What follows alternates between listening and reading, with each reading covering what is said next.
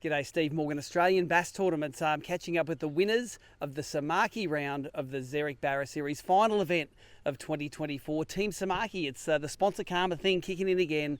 Naming rights sponsor wins the event. Josh and Tommy, sort of a double-pronged interview this one, winning the event and then Team of the Year. So it doesn't get better than that, mate. Taking out Team of the Year with a win. Yeah, no, it's a good way to finish the tournament series off, getting the Team of the Year as well. And yeah, it was an epic year.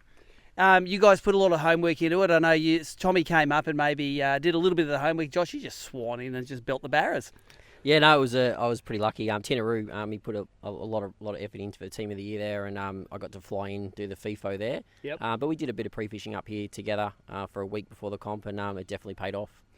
The Team of the Year at the end, like the complete Anglicans boys, they came back pretty strong in the end. And if you maybe missed a couple of fish in that last event and they got a couple of the ones you got, it could have been a different result. And nothing's ever certain in barra fishing, is it? No, even though we had that lead out yesterday, I definitely wasn't feeling safe. Like if we had a bad day, like you said, they could have popped in easy enough, and definitely kept it interesting. Tell us about this event here. The last time you guys won an event here, it was down the back of the horse paddock somewhere in rough water, catching fish in shallows. Couldn't have been an opposite pattern for 2023. Take us through what was happening. Yeah, that's exactly right. It was totally different to last year. I think the spawning sort of instincts come out of the barra, and a lot of the fish, like a large population of those fish, moved up to the dam wall trying to get over. And I think even that rainy weather sort of helped them push up there, and there was just hundreds of fish in the basin, so we're just using the perspective mode on the Garmin and throwing either redics at them or swim baits. Josh, what do you reckon was happening? Like a lot of the barra were swimming around in pairs, and you'd see them do this funny thing where they're like lapping each other. It does sort of smell like spawning instincts, doesn't it? Yeah, it does. We actually looked it up because it was like super weird, and it's apparently they do this love dance around the full moon and trying to learn how to get a bite out of them. And yeah, I think that's exactly what they're doing. Tommy, you found that when there were multiple fish, was it harder to get a bite than if it was a single fish? Like the batches all waiting for a dance. Yeah. They were the ones that wanted to eat. Yeah, you'd find like a train of like 8 of them, and they're just all sort of having to play together. But every now and then you get that one big one sort of swimming through who's a bit slower, and you could present the lure to him, and he's a bit more keen to have a bite.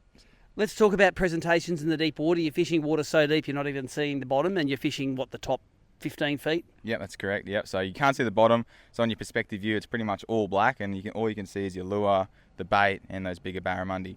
And take us through the couple of techniques. You've got a two-pronged technique here. You've got a jerk bait, you've got a swim bait. We all know about the redic. We'll talk about that soon, but tell us about this thing. This is a savage-looking lure for a bony brim feeder, mate. Tell us all about it. Is this the one you released it after? It is, yeah, Dr. Shad. It's under Fishcraft branding. But yeah, it's basically we fished it last year and did really well at Teamborough, but it was just a sample colour, so now we've got all the production colours coming, and they fish really well. They're when are these guys hitting the shells? January. Tell us about the special cavity in the back there. What's that all about?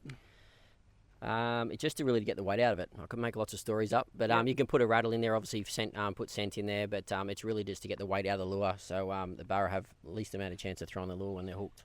When they come out of the box, they're going to be ready just to tie on with the stinger, all ready to go? Yeah, 6-by-strong treble, and we've actually had this custom hook made from Tommy's demand. Yep. The first hook we had just didn't cut it. It was just a standard 8-0 jig head hook. Yep. So we've actually had this hook made for both. It comes in 3 sizes: a 4-inch, a 5-inch, and a 6-inch. So all got a heavy duty hook in them, so they're ready to fish out of the box. And they're a super wide gate brown bend hook. They are. Yep.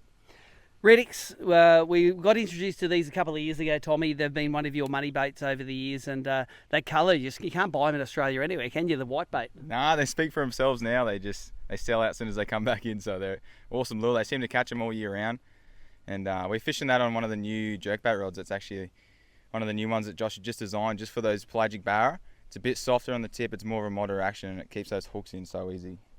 Tell us about the braid and leader you use for it.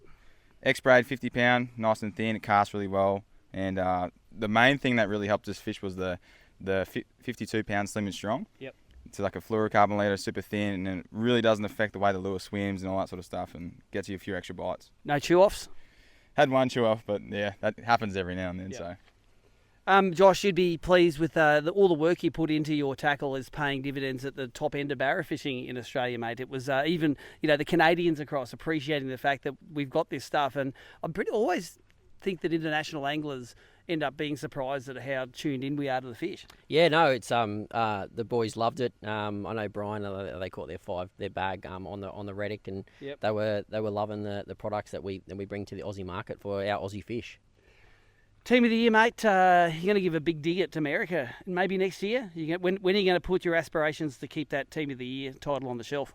Well, next year we might have another crack. We're just going to probably have a bit of fun here in Australia again, and then 2025 is the year I'm going to go buy a car and a boat and give it a good hot crack. So There you go, mate. So your prize winnings, mate, you go 50-50, or does it go into his slush fund? It goes into the American slush fund so Tommy can hit the tour in America. Are you going to be his new visa consultant? I'll definitely help. I think we need to. I think it'd be a good investment of time. Yeah. Well, there you go. There's our 2023 Zerek Barra Series Team of the Year. Team Samaki got it done, won the last event. Bang.